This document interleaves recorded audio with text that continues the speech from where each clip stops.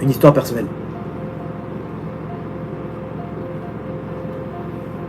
J'ai déjà raconté il y a longtemps, mais là vous allez voir comment ça rentre bien dans le contexte.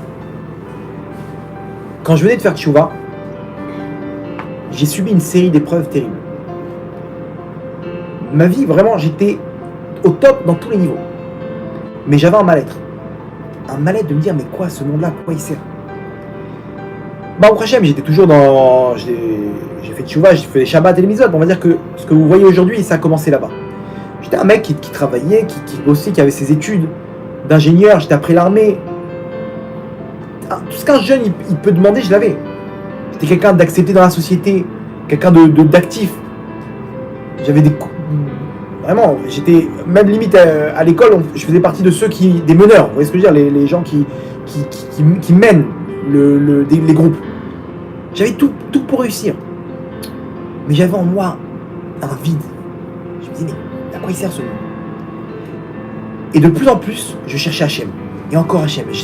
En moi, j'avais toujours cet amour, cet amour énorme pour Hachem. Je me disais, il n'est pas là-bas. On ne peut pas vivre comme ça. Je cherchais le Hémet. C'est dur, une personne qui cherche le Hémet, elle est vide parce qu'elle voit ce monde, il y a rien. Et écoutez bien, plus je cherchais Hachem, plus je cherchais à me rapprocher de lui, plus je sentais qu'Hachem, il me jetait. Je donne un exemple, là où je travaillais, j'allais faire la prière de Harvit, et je supplie Hachem, aide-moi maintenant pour réussir mes contrats, pour réussir dans mon travail, pour pouvoir avoir de l'argent, pour te servir. C'est ça les prières que je demandais.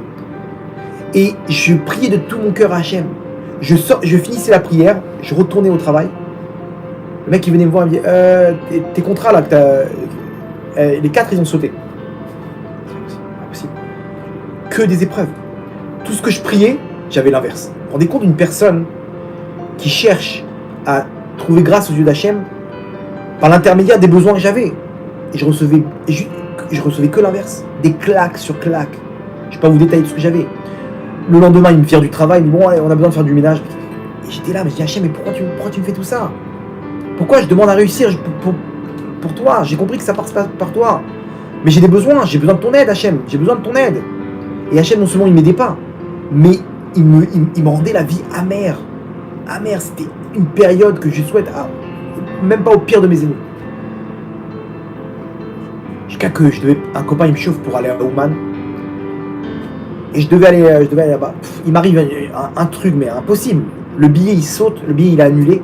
Il m'appelle là-bas de truc, ton billet il est annulé, il y a eu un problème, une erreur. Donc je vais pas là-bas. Je rentre chez moi, je dis voilà mon copain, moi vas-y, à quoi les Tova, c'est bon.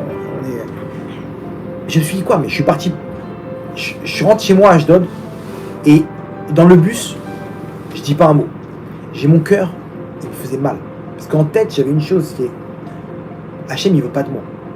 Et c'est dur. C'est un sentiment qui est terrible. Pourquoi je voulais aller là-bas, moi? Pour prier, pour me rapprocher d'Hachem, pour demander d'être un tzaddik. Donc on me dit que là-bas il y a beaucoup de délivrance. Ok, j'y vais. Et je vois qu'Hachem il veut pas que j'y aille. J'avais le cœur brisé. Je sors du bus, je vais à pied rentrer chez moi. Sur la route pour rentrer chez moi, il y avait un grand terrain vague. Un terrain vague énorme, ok, avec des dunes de sable, noir, c'est la nuit.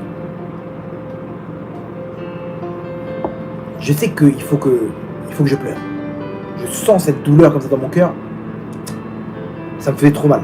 Je regarde à gauche, à droite. C'est comme si j'entends une voix qui me dit rentre à l'intérieur. Rentre dans le terrain vague. Maintenant, quelqu'un qui voit un mec rentrer dans le terrain vague, il va se dire c'est un fou. Qu'est-ce qu'il fait? Je regarde à gauche, à droite, je vois il n'y a personne. Je me retrouve dans le noir complet. À peine, il y avait à peine de lumière. Je monte sur une dune. Et je suis là. Et j'ai maintenant toute la rancune que j'ai dans mon cœur. Je pousse un cri. Vaïzakou, le même cri là dont je vous parle. Et je dis Hachem, j'en ai marre d'être une serpillière. Et je commence à fondre en larmes. Vous savez, une personne qui pleure comme ça, genre, comme quelqu'un qui vide son cœur, quelqu'un qui a jamais pleuré comme ça, il peut jamais ressentir c'est quoi nettoyer son cœur. Et je commence à pleurer, mais à pleurer. Et chaque instant que je pleure, je sens mon cœur se vider de tout ce poison que j'avais en moi.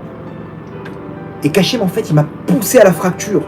Poussé, vas-y, pousse ce cri, mon fils, pousse ce cri. Écoutez bien la suite. Je sens, vraiment, hein, je peux vous témoigner, je sens la Shrina devant moi. Ça veut dire que tous les problèmes que j'ai d'un coup, ils n'existent plus. C'est-à-dire que je suis passé à un pleur de douleur à un pleur d'amour pour Hachem. Imaginez-vous, les mêmes larmes, mais ça passe des larmes de mal à des larmes pas de bonheur, mais d'amour pour Hachem, comme si Hachem m'a pris dans ses bras et qui m'a fait, et que j'ai senti à ce moment-là, c'est bon. À partir de maintenant, c'est terminé. Comme si je l'ai senti qu'Hachem, il était en train de me prendre dans ses bras et me dire, mon fils, c'est bon, ta prière, elle a été acceptée. Tu sors de ta galoute. Tu sors de ta galoute. Et vous savez quoi? J'ai rien prié derrière, j'ai rien demandé. J'ai juste poussé un cri des bénis Israël qui est en Égypte, qui ont accumulé les souffrances. Et naturellement, une personne qui accumule, c'est normal de souffrir. On n'a pas la Emouna de David Ameller. Ça fait mal. Ces épreuves, elles nous font mal. Quand on entend que des grands Israélites partent, ça fait mal. Quand on entend que c'est cette femme de 30 ans, enceinte, qui a perdu 2 de ses filles, ça fait mal. Ça fait mal. Hein. Ce Nathan Fitoussi, mais quoi? C'est un petit sadique comme ça, pur. Ça fait mal. La Shrina, elle a mal. Donc il faut... Hachem, pourquoi il fait tout ça? Il veut qu'on pousse un cri. Et qu'on dit, ah, ça suffit Hachem, stop. On en a marre de la galoute. On en a marre des serpillères. Et là, à ce moment-là, c'est là que tout commence. C'est là que c'est terminé. C'est là qu'Hachem, il est venu me chercher. C'est là que ça s'est terminé. C'est là que tout a commencé. Et tout ce que j'ai réussi à atteindre aujourd'hui, ça a commencé là-bas. Pourquoi? Parce que c'est là-bas qu'Hachem m'a sorti de ma galoute. Et avec du recul, je revois toutes ces épreuves et je dis merci Hachem. Si je pouvais revenir et danser à ce moment-là. Mais à l'époque, j'avais pas le da'at. Je souffrais, ça faisait mal. Donc les gens aujourd'hui, c'est la même histoire. Ils souffrent, mais il faut savoir tout casser. Hachem, il attend notre cri. Il attend nos pleurs. Les gens, ils n'osent pas pleurer parce qu'ils pensent que c'est un manque d'émouna. Pas du tout. Hachem, il attend, il te pousse pour que tu sois en mode Vaïzakou el Hachem. Et il pousse l'âme Israël aussi pour qu'on puisse crier. Il y en a marre, on en a marre Hachem, on en a marre de la galoute, on veut le Beth Amikdash. C'est ça ce qu'Hachem, il attend de nous, Rabotai. Et donc, j'ai fini pour vous finir l'histoire, mais je suis sorti, j'ai un copain qui m'appelle et il me dit, tu vas à la Ouman ou pas? Il me dit, regarde, j'ai un billet pour toi. Il a trouvé un donateur, il a appris que on m'avait annulé le billet.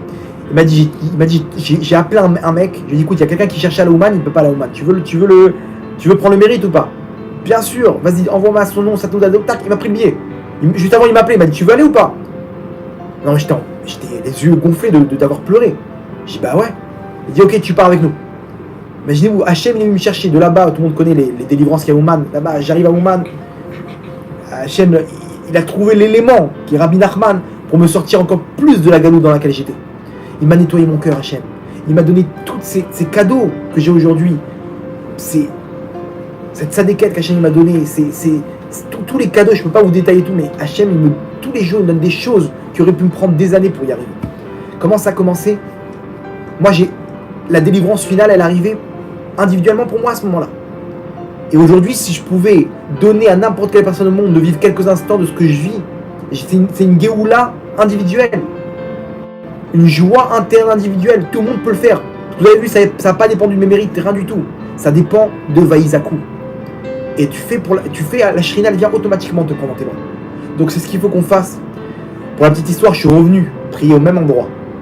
C'était des dunes de sable. Au même endroit, il y avait de l'herbe qui avait poussé. De la verdure qui a poussé. Au même endroit où j'étais tout été, il n'y avait que du sable. Au même endroit, il y avait de la verdure qui a poussé. Pourquoi? Parce qu'il y avait Hachem là-bas.